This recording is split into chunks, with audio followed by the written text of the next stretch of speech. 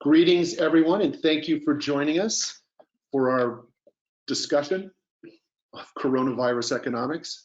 Before I get started, Elisa wanted to say a word.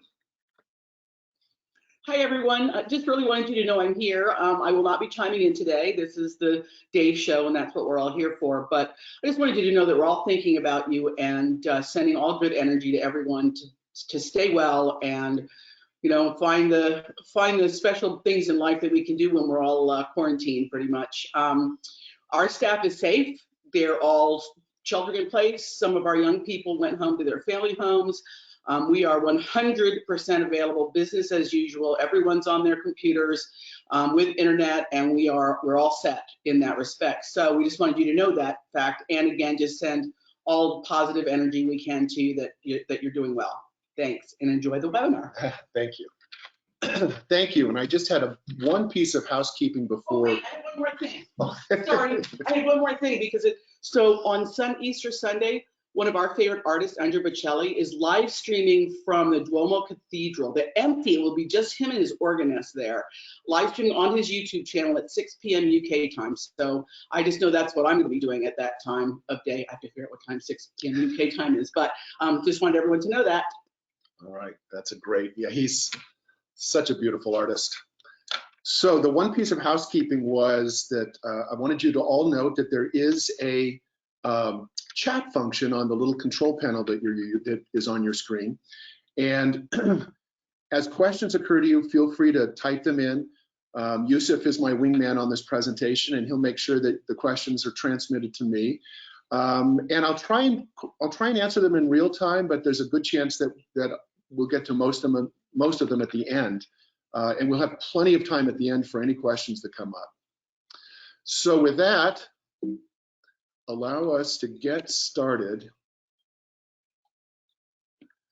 So the first thing that we have to note about this pandemic is that it arrived suddenly, and the impact economically has been extraordinary and steep.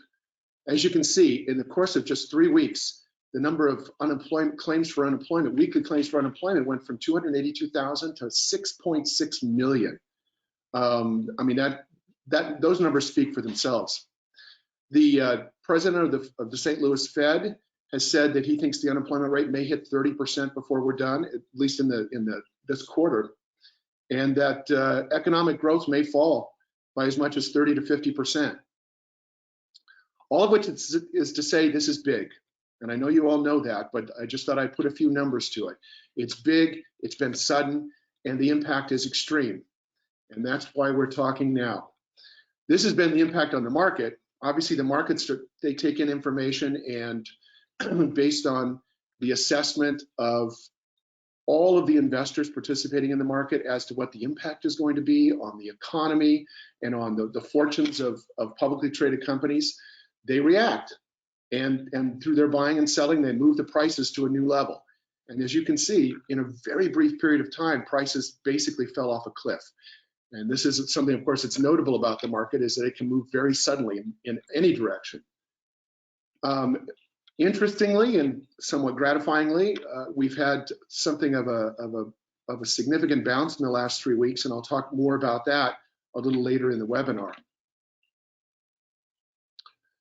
So now I wanted to just touch on a few economic concepts, starting with the different types of recessions. Not all recessions are the same. Recessions are all the same in that they represent a reduction of economic activity. The gross domestic product, which is just the aggregation of all of the spending activity, all of the earning and spending activity within the economy, the level falls. That's true of all recessions, but the causes are different. And there are 3 main types. The first is what's often referred to as a policy recession. And this one is basically caused by the Federal Reserve. A notable one that always occurs to me is back in 1994, when the Federal Reserve was concerned that inflation was starting to heat up. And this is very often the trigger, because the Fed has a dual mandate. On the one hand, it's meant to use its policies to maintain full employment or something close to full employment. But its second mandate is to maintain price stability. So the Fed worries about inflation. Now, it hasn't had to worry about inflation for quite a few years now, not since the Great Recession. And in fact, it's spent more time worrying about deflation when prices fall. And that's a whole other matter. But during what I'm going to call normal times, the Fed worries about inflation. And the way it cools the economy down is by raising interest rates. And so this instance back in 1994, the Fed raised interest rates 7 times and it sent the economy into a recession. And in this case, it was a very short recession. The minute the Fed eased off, the economy bounced back and the markets bounced back. We had an amazing year in 1995. The Dow was up 37.5%. But policy recessions are when the Federal Reserve triggers it by keeping interest rates too high for too long. Then there's a financial crisis. And this, of course, is what we had 10 years ago in the form of the Great Recession. And a financial crisis is usually something that builds slowly over time. There's some imbalance in the economy that builds out of sight. And of course, we had the whole mortgage debt problem. We had a huge overhang of bad debt that had built up over time that suddenly burst into view. And this caused a recession that was much longer lasting. Typically, policy recessions, we bounce back pretty quickly. Financial crises, we tend to recover slowly. And we saw that in this case. So a financial crisis builds up slowly. There tends to be some imbalance. And again, in the case of the Great Recession, there was investors overinvested in real estate, and there was a buildup of a huge amount of real estate-based securities that turned out to be not as creditworthy as people had thought. And those take a long time to play out. And finally, there's a so-called real recession. And this is really what we're experiencing right now. And in the case of a real recession, that represents a situation where some shock to the economy causes economic activity to fall. It could, back in the 1970s, some of you weren't born yet, but some of you probably remember back in the 70s when we had the oil shock, the oil crisis. Oil prices skyrocketed. There was actually restrictions on when you could buy gas that depended on what your license plate said. You were either even or odd day. And that's the kind of shock that can cause a reduction in economic activity because of something physically happening in the economy. And this is what we've experienced now. We've experienced a supply side shock. And it's come from multiple sources, but on the one hand, global supply chains have been completely disrupted. And a supply chain refers to all the different elements that go into the production of a product or a service. So for example, a lot of components are manufactured in China that are later assembled to make cars and computers and other products in the United States and elsewhere. Well, during the period that China was shut down a few months ago, and even continuing to this present day, they basically went on lockdown and they were shutting down their factories, and those components were not available. And of course, shipping has been restricted, and that's made it hard to get components as well. So when the supply chain gets interrupted, all of a sudden manufacturers can't build their products, wholesalers can't stock the products, consumers can't buy the products. And so all of a sudden there's a reduction in economic activity that otherwise wouldn't occur. You know, I might want to buy that computer, but I can't get it because it's not in stock, because the components weren't available to assemble it, and the wholesaler couldn't stock it, and the retailer couldn't stock it. So we're experiencing that. And consumers, of course, the other piece of that is that vast majority of Americans are suddenly on lockdown unless they're considered part of an essential service. Just as our firm is, everyone's working from home, and they're practicing social distancing. Just about every restaurant everywhere has been shut down. Fortunately, many of them are managing to stay alive by providing delivery services, but that's also a huge reduction in economic activity. So we're dealing with a supply side shock that's not triggered by the Fed. It's not policy based. It's not a financial crisis. There's been no buildup of bad debt or similar crisis in the financial system.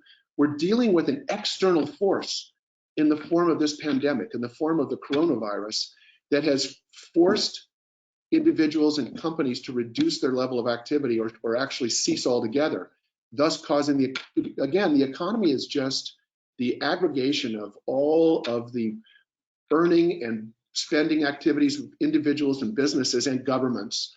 And when all of a sudden we can't work, we can't earn, we can't spend, and companies have to shut down, suddenly economic activity is dramatically reduced. And of course, that's also reflected in the stock market, which just represents the effective ownership of the material, the productive assets of the economy in the form of publicly traded companies. So this is the nature of the shock. And one of the key points, one of the key takeaways that I wanted to leave you with today is that the nature of this economic shock and likely recession is different than the Great Recession. It will follow a different course. So let's talk about the nature of recoveries, because of course, if you're on the brink of a recession or in a recession, the next thing you're worried about is, well, when are we going to recover and what's it going to look like? So there are three major, just as there are three major types of recessions, there are three major types of recoveries. The first is known as the V-shape, and it's most typical of a real recession, although it can also occur with a policy recession as well. Those are very often V-shaped. And it looks like this. That black line represents the growth trend of an economy, and the red line represents the actual level of economic growth. What you can see is that some shock causes a dramatic drop, but then there is an equally dramatic recovery back to the prior trend line. And so that's called a V-shaped recovery. And for a number of reasons that I'll discuss as we go, that's the most likely path for this one. Notwithstanding those of you who watch CNBC, I know Jim Cramer the other day was predicting a U-shaped recovery, but of course 90% of his predictions are wrong. He just makes so many of them that occasionally he's right, and he clings to those handful of correct predictions. So here's the U-shaped recovery. And this is very typical of a financial crisis. It's actually what we saw coming out of the Great Recession. And in this case, there's a shock that causes economic activity to fall. But although economic growth resumes, and you can see that red line is paralleling the prior trend line, it doesn't rise back to the prior level. So economic growth resumes, but at a lower level. And again, we very much experienced that in the Great Recession and the decade since, as we've kind of crawled out of that shock. Finally, the L-shaped recovery, which is the absolute worst case, and something that's almost assuredly not going to happen in the United States or most of the developed world, although it did happen in Greece. You may recall a decade ago we had the Greek debt crisis, and this is the path that Greece followed, where there was a shock to the system, economic activity fell, and then it just moved sideways. It not only didn't bounce back to the prior trend line, it didn't actually grow. And so this is the least likely. This is not a case that we're going to spend any time talking about. We're going to spend most of our time talking about the V-shaped recoveries and why that's most likely here. So next I want to talk about this $2 trillion piece of legislation that the Senate and the House passed and that was signed into law by President Trump, the CARES Act. This is one of the most significant pieces of legislation. Well, it's the largest piece of legislation yet passed. And there's something that I think is important in terms of how to frame this. It's not fiscal stimulus. Sometimes the government spends money in order to stimulate economic activity. And the spending can take several different forms. It could be a tax reduction, which leaves more money in your paycheck, or it can be outright spending, including things like infrastructure projects where the government is spending money to repair bridges or build airports. And again, those cause more people to be hired. It causes their incomes to go up. And as their incomes go up, either because they have more money in their paycheck from a tax cut or because they're earning more money, there's an average propensity to consume. And it varies across income strata. But basically, everyone will spend some part of any additional income they earn. And that spending increases economic activity. This is not a stimulus. because the workers are at home and companies are shut down. People can't spend money even if they want to. I think of it more as fiscal support.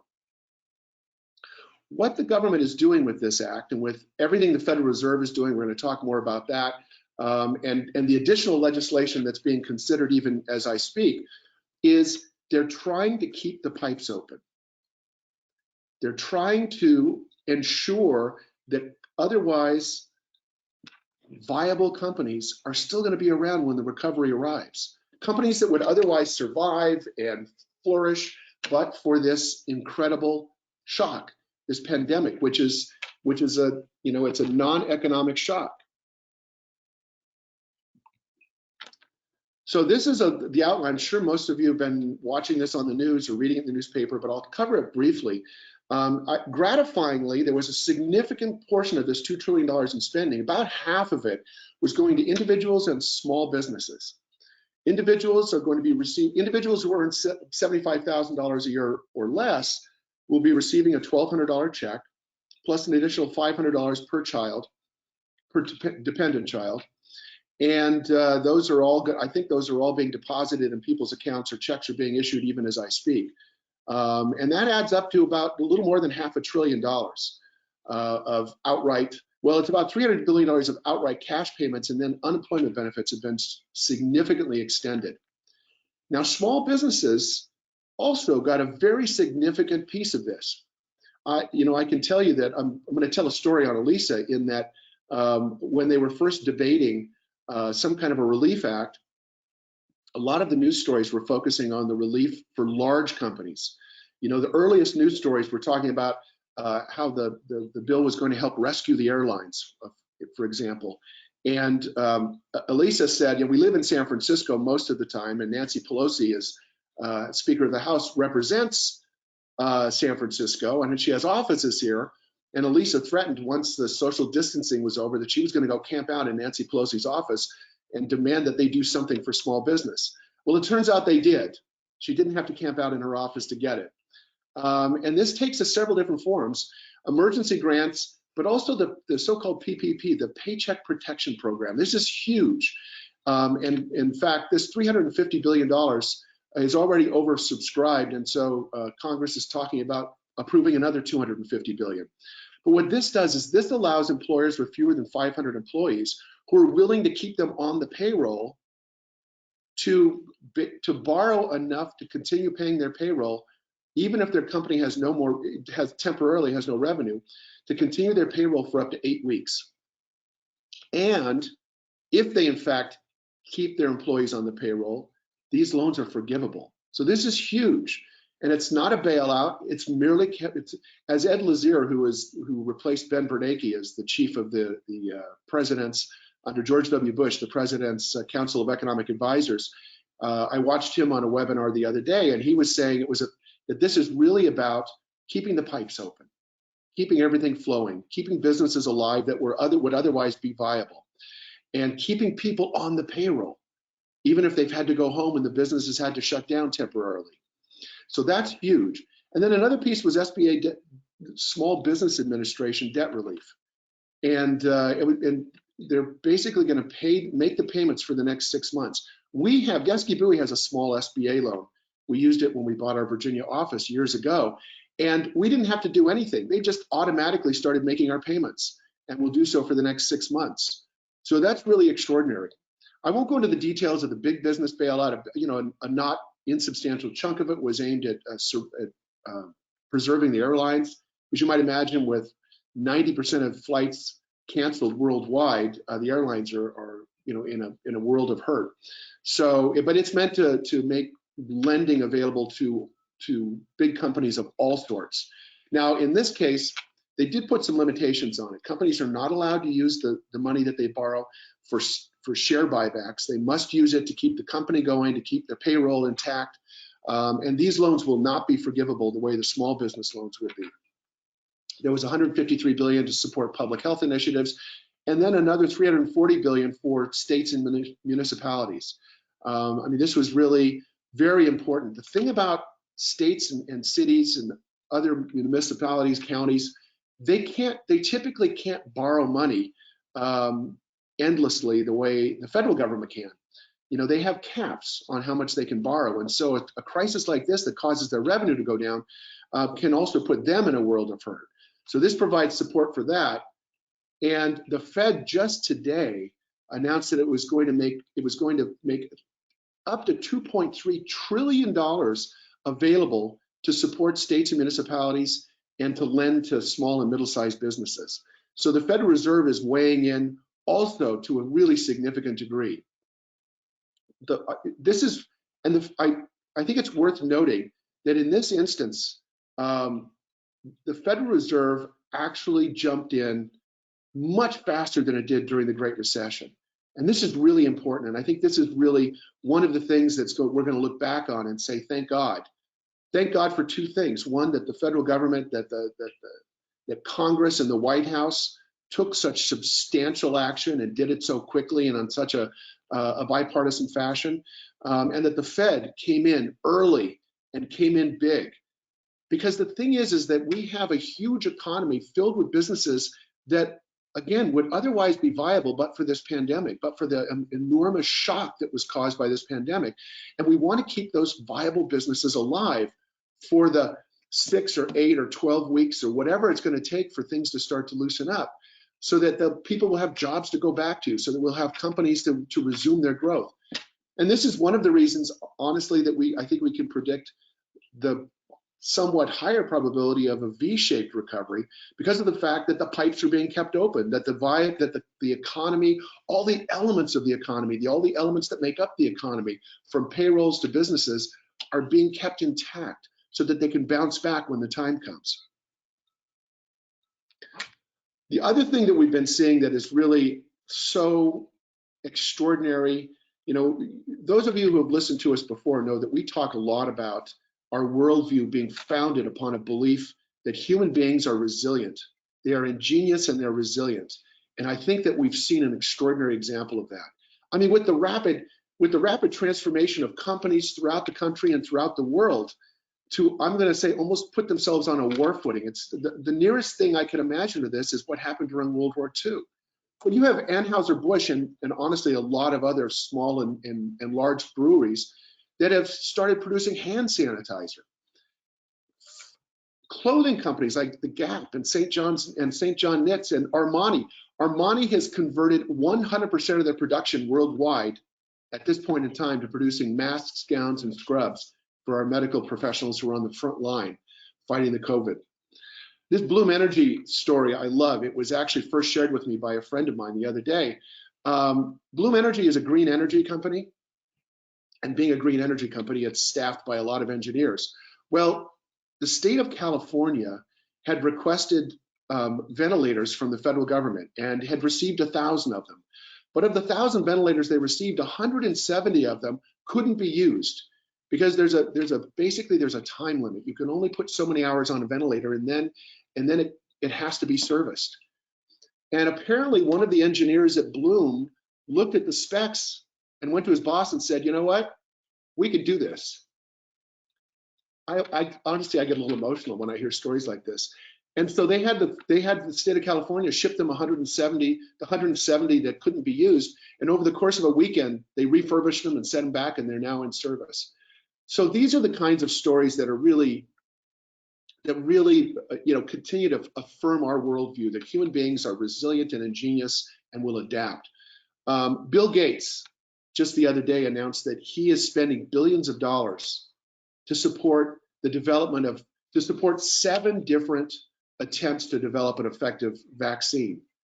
And as he put it, only 2 of these, if we're lucky, only 2 of these will come through as viable. But he's actually spending the billions of dollars to set up production for all 7, so that there's no lag time when the 1 or 2 that are actually going to work are identified. There's no lag time because he set up production for all 7.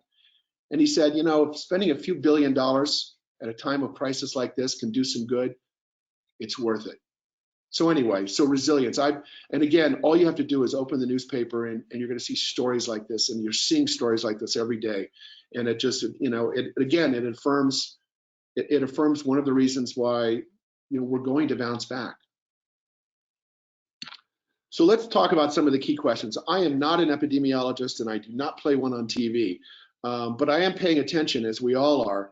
And so, we're all talking about bending the curve, the rate at which new infections appear.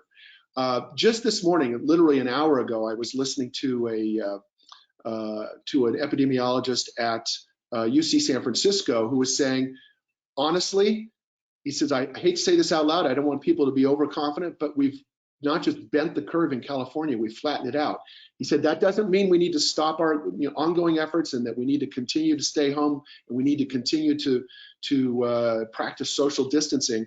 We have a lot of other things we need to do. We need to get more testing available, and we need to have a bigger, more expansive testing regime so we can identify those who are potential carriers and identify who they've been in contact with. I mean, this is one of the ways in which South Korea did such an effective job of flattening the curve and doing so quickly, was that they had a massive testing regime.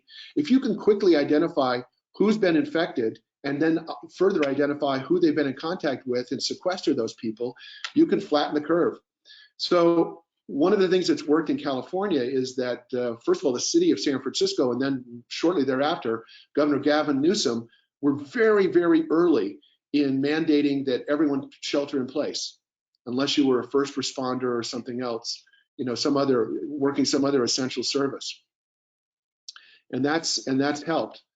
Everyone says that an effective vaccine is going to take at least a year to develop, but they're working on effective therapies. They're working on drugs that can help have a positive impact, preserve life and shorten the duration.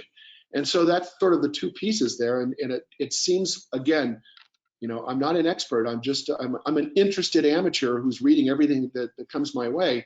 It seems that that's probably the first line of defense. That's the first area where we'll have some effective treatments. I know that Gilead they have a drug that is being tested right now with which there's a high degree of hope that it will be an effective strategy or an effective therapy. So I mentioned, I've already talked about testing regimes, and so all of this is sort of the foundational questions that lead to, when can people actually start to leave the house? When can they go back to work? When can businesses reopen? At least those businesses that have closed or have been forced to close. And that's going to be the interesting thing we'll have to observe. And then we have to worry about the multiple waves. Again, I'm just listening to all the epidemiologists on TV and in print, but they're saying, things may very well get better in the coming months, but it doesn't mean that there won't be another wave of infections in the fall, and we may have multiple waves. This has actually been sort of a common pattern with these kinds of pandemics. So these are the questions to watch, and they will have an impact on how quickly we bounce back.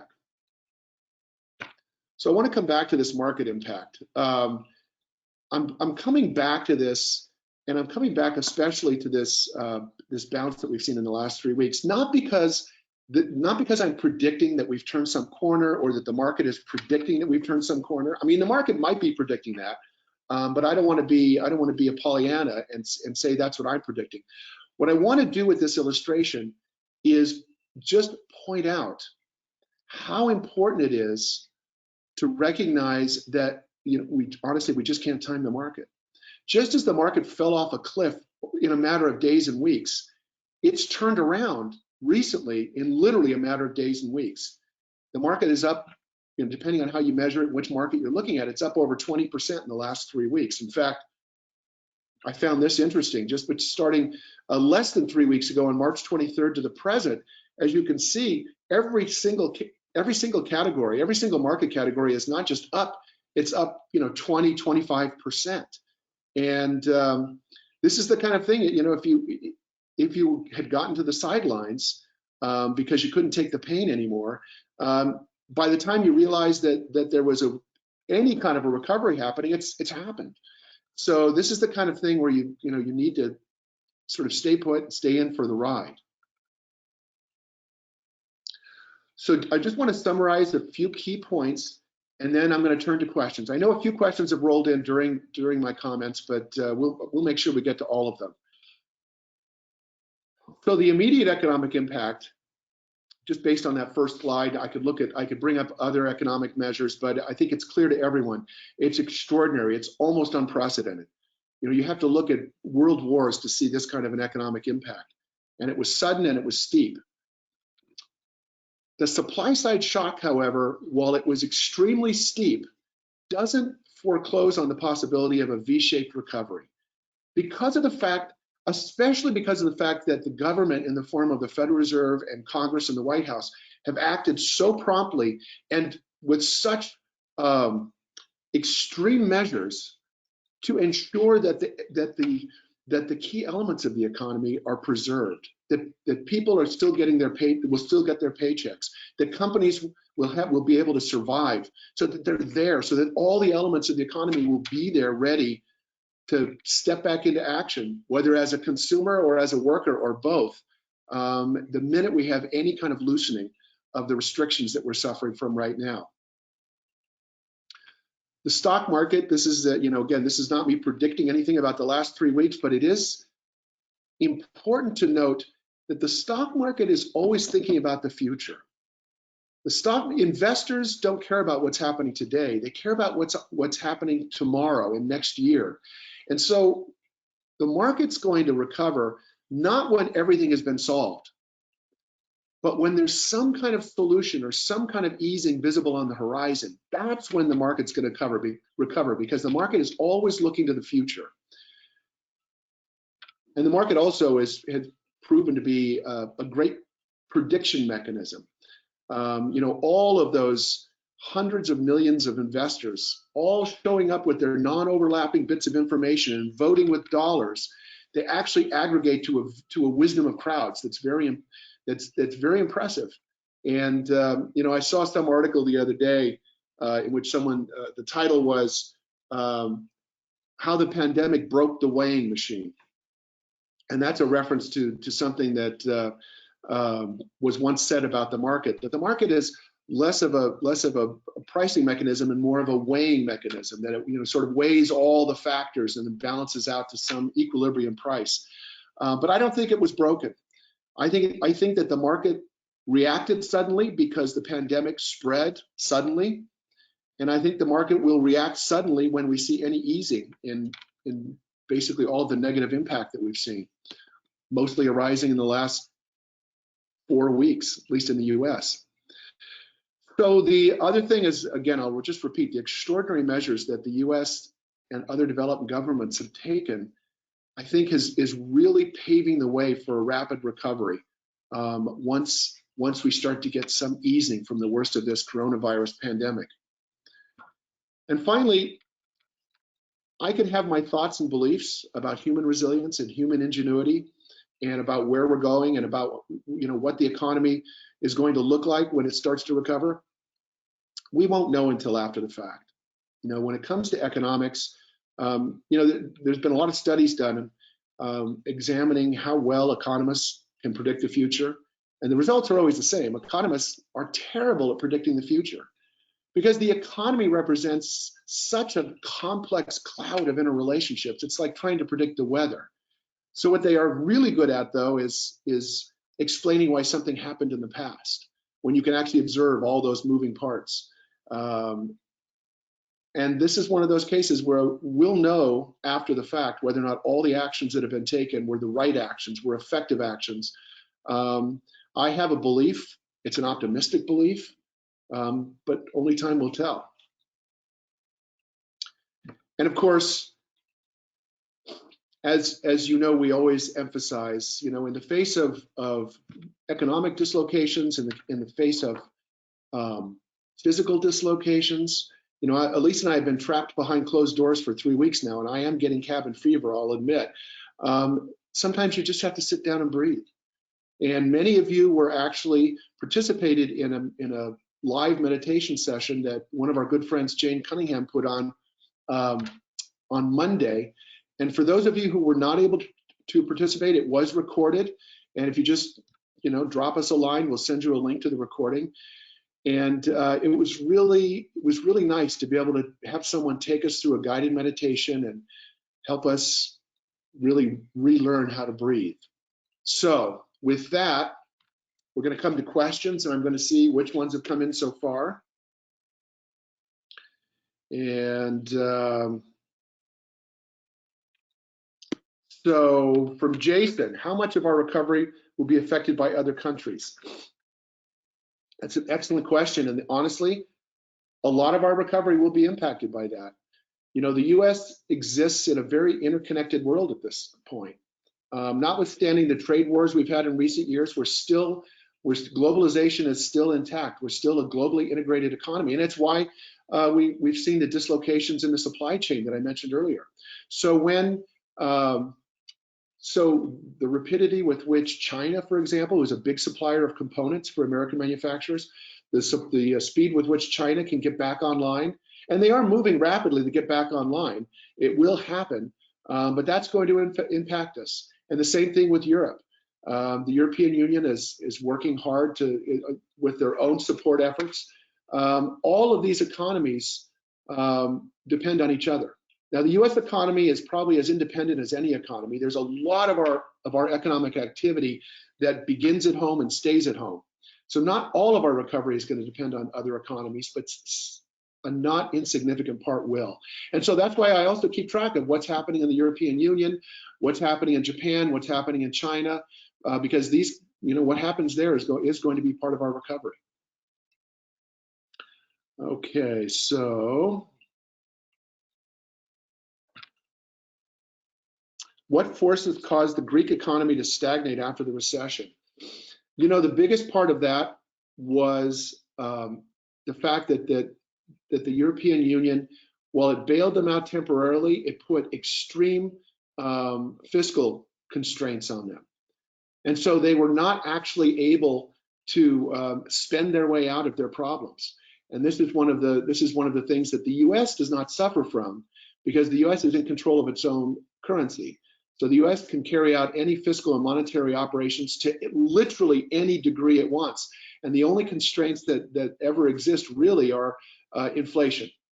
You know, the Fed can pump as much liquidity into the economy, infinite trillions of dollars. And for that matter, the federal government, through the Congress and the White House, could spend as many trillions as they want.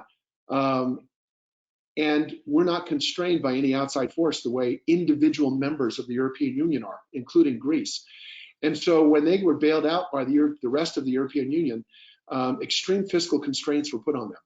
And this is obviously not what's happening in the US, and there's no sign that that's going to be happening. But Steve, that was a good question. Peter, are small businesses signing on to the PPP? And the answer is yes. Everyone I know has applied for PPP loans. And the thing that's beautiful about these, in terms of, you know, the benefits to the small business and to the employees, is that if these small businesses who get these PPP loans are, if they in fact don't fire people, if they keep them on the payroll and they use the funds for that purpose, these loans are forgivable. So this is the other thing, is that small businesses are not going to come out of this recession with a pile of debt, not if they do the right thing by their employees. But everyone I know has applied, and in fact, the $350 billion was almost instantly oversubscribed, which is why Congress is talking about approving another $250 billion. And I think that's going to happen. There's some tussling between the Republicans and the Democrats, because the Democrats want to have more relief for cities and municipalities, in addition to more relief for small business.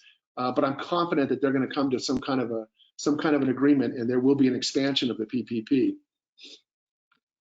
So Jack is asking, or is commenting, during the recovery, costs will go up as businesses will need to provide significant worker distancing and protective gear. Insurance and healthcare costs may increase, and many organizations are preparing for a second round of COVID in the fall, which will impact schools and businesses. So will there really be a rapid V recovery? I believe there will be, because I believe that first of all, we're going to get better at understanding how we can work and still practice social distancing as required. As many of you know, I'm the director of the financial planning program at Golden Gate University. And Elise and I actually both teach in that program, in addition to my work as director. And I'm going to say 3 weeks ago, I think it was, the university went completely virtual. All of our facilities were shut down. All classes moved online. I mean, we have some classes that are designed to be online, but a lot of the classes that we teach are taught in the classroom. All the classroom sections went online via Zoom, which is a video conferencing technology. And what's interesting is that, first of all, it worked very effectively. And secondly, enrollment has not gone down. So the university is operating at the same capacity it was. It's just doing more of it virtually. And this is the thing, the same thing as that Elisa said at the beginning of this webinar. Yeske Buoy, we were early, even before either San Francisco or the state of California or Virginia or DC, before any municipalities or states mandated working from home and sheltering in place. We did that. We made that decision. Because we realized that as nice as it is to be in shared offices and to be able to have clients come in and look them in the eye, and we hope we can return to that all of the important things we do, we can do virtually. And so we're continuing to serve all of you and all the rest of our clients in every way we can. And I look forward to the day when I can again shake your hand and look you in the eye. But in the meanwhile, we can work virtually. And that's true of a lot of businesses. The thing is that, especially in the US, but in most developed economies, the vast majority of economic activity comes from services. Now, some of those services have to be, some of those services are largely intended to be face-to-face. For example, we all like to go out to a restaurant and sit down at a table and be served. And that is not going on right now. But interestingly, even restaurants have adapted by gearing up their kitchens to do deliveries. And of course, the number of deliveries has skyrocketed. I can tell you in our apartment, it certainly has.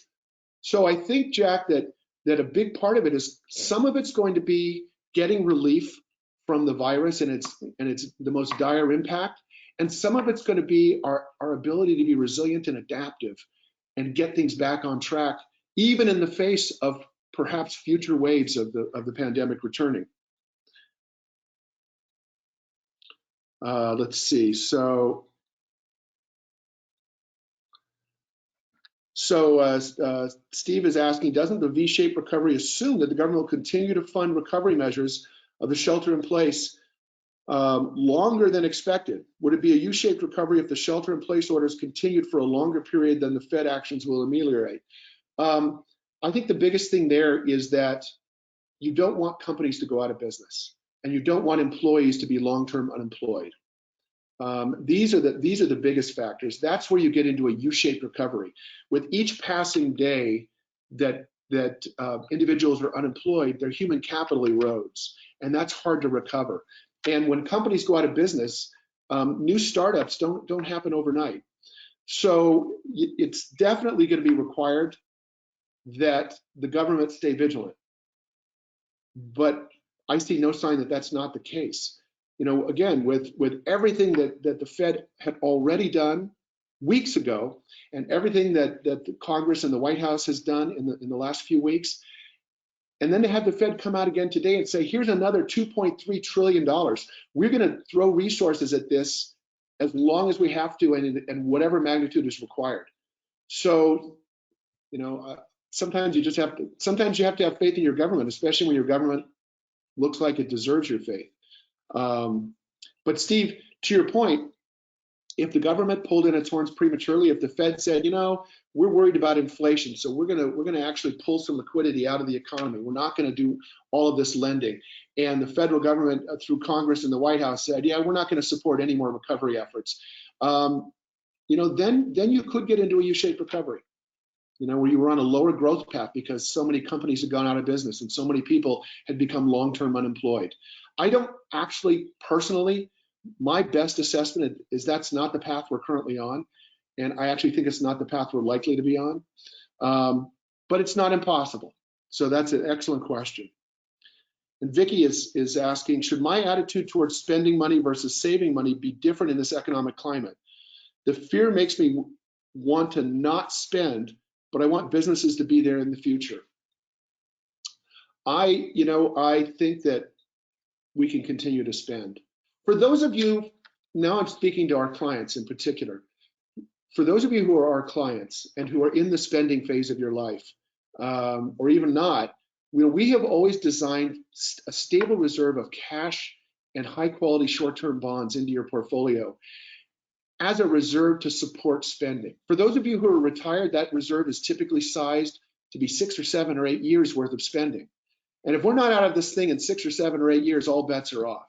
Even the Spanish pandemic that back in 1918 that killed so many, it had multiple waves, but it was largely gone within 2 or 3 years.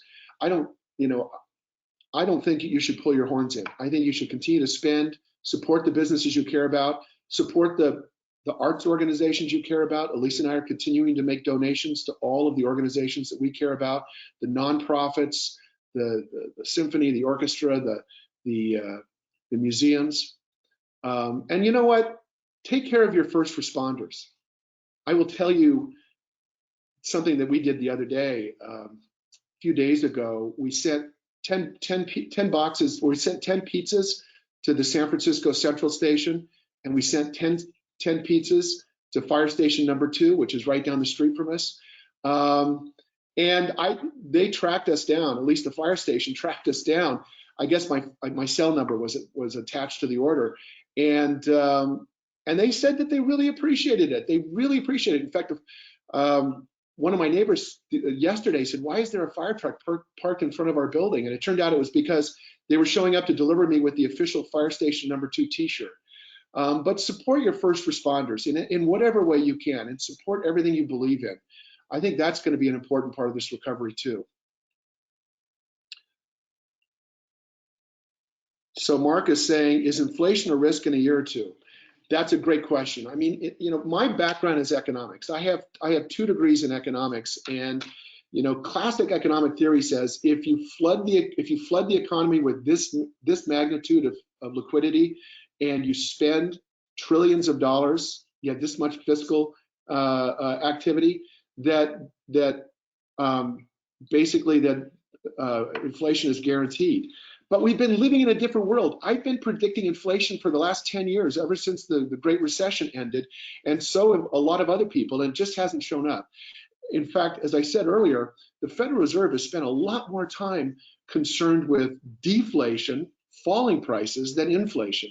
Now, there's a couple of reasons for that, and I'll name 2. One is this globally integrated economy that I mentioned earlier. When you have such a globally integrated economy, then it's very hard for inflationary pressures to build up in any one place, because they get released by excess capacity in another place.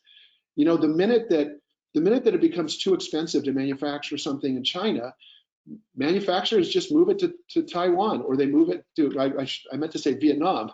I think Vietnam's been receiving a lot of new development and from manufacturers. So manufacturers are able to shift their supply chains anywhere in the world to control costs. The other thing is that we have an aging global population, and that's created what's referred to as a glut of savings. The combination of those 2 things has tended to put a lot of downward pressure on inflation. Now, that's not to say that in a year or 2 it's not going to show up in the United States and elsewhere, maybe in part because of these efforts. But if we end up with a 30% unemployment rate, one of the biggest sources of inflation is wage inflation. And as those of you who pay attention to the news know, that wages have been somewhat stagnant for many years, many decades in the United States and the rest of the developed world. Recently, just before this crisis, we were beginning to see wages in real terms begin to edge up when we had, a sub 4% unemployment rate. But historically and typically, it was wage inflation that was the lead domino when inflation started to heat up. Well, if we're going to end up with a 30% unemployment rate, I'm going to say we have a lot of capacity to absorb before we have to worry about wage inflation. In fact, I look forward to the day when we have some inflation. I'm praying for some inflation, because it'll mean we're back to full capacity. Steve is saying people who've stayed home will be vulnerable until a vaccine is effective. So we'll have to stay home for months as a consequence. How will this impact the economic rebound? That's a great question. And I think that what's going to happen is that, and again, I'm not an epidemiologist, but by God, I've been consuming as much epidemiological material as I can possibly absorb in every waking hour. And the thing I'm seeing is that the thing everyone is saying is that the the driver, one of the key drivers is having a testing regime. And this is one of the things where I've loved seeing the resilience. We need more testing. We need more capacity to test, because if you have sort of, I'm going to be extremist. If you had an infinite capacity to test everyone, you would know who's carrying the virus. You would be able to identify who they've been in contact with, and you could very selectively isolate people. And most people, whether had already had the virus or had not been in contact with someone who had the virus, they could go to work. This is actually one of the things that the epidemiologists were talking about. They can go to work, they can go to the restaurants. And so that's going to be another lead domino. But this is coming back to this notion of resilience. I read last week that there was a lab, a bunch of scientists at UC Berkeley. They essentially pulled together a bunch of equipment from throughout the university, and they created a testing lab that's going to be able to run 1,000 tests a day. And someone else had put together a lab that's going to be able to run 30,000 tests a day. This is the thing that's going to be a lead domino, and it's going to allow more selective sheltering instead of like basically blanket sheltering, which is where we're living right now. Paula, are we invested in Zoom? Let's see, I'm unsure, but it's not a top 10 holding in any of our funds. So here's the thing about Zoom. No, it's not a top 10 holding in any of our funds. But you know, it's interesting that I'm going to draw a mental blank on the names, but there are 2 Congress people who are currently under investigation for insider trading using information that they were privy to as a consequence of being in Congress. And one of the things that at least one of them, if not both of them, did was when they received private briefings about the magnitude of the pandemic before it was widely known to the public, one of them went out and bought Zoom. So anyway, it's a great question. It's a funny question. And we'll look it up. Elisa, by the way, was laughing from the next room. She overheard me reading it. So Darlene is asking, where are all the billions and trillions coming from? Will we be taxed more later? Maybe, maybe not. The thing is that the US government is not like a household. And people often make a really bad comparison. It's a really, really bad analogy to treat the US government like a private household. Households have boundaries that the US government doesn't. We can only spend so much beyond our income. We can only run up so much debt before we have to restrict ourselves, before the piper has to be paid. That's not true of the US government. The Federal Reserve can basically buy an infinite amount of government debt. It just can't.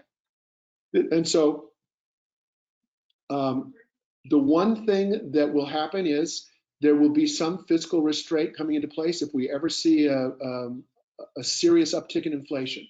And then the government will have to rein in it'll have to pull in its horns. I keep using that phrase today, but then the federal government would have to restrict its spending and maybe have to raise taxes.